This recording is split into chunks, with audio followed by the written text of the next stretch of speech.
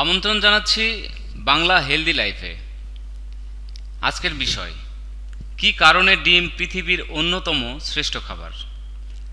ডিমের সাথে আমরা সবাই পরিচিত। প্রতিদিন নাস্তায় ডিম না হলে আমাদের নাস্তাই হয় না। আমাদের দেহের পুষ্টি সাধন ও শরীরকে সুস্থ রাখতে কত কিছুই না করি। অনেক অর্থ ব্যয় হয় নিজেকে সুস্থ রাখতে।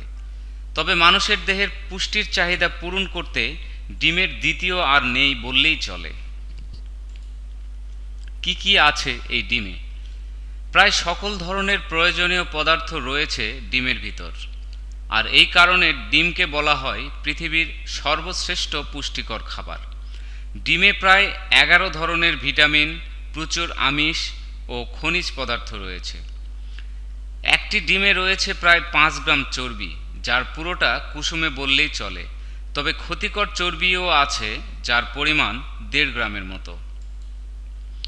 ডিমের ক্ষেত্রে বিজ্ঞানীরা এমন বলেছেন যে উচ্চ ক্যালোরিযুক্ত খাবার যেমন কেক, পেস্ট্রি, চকলেট, ভাজা বা কোমল পানীয় বাদ দিয়ে ডিম খান।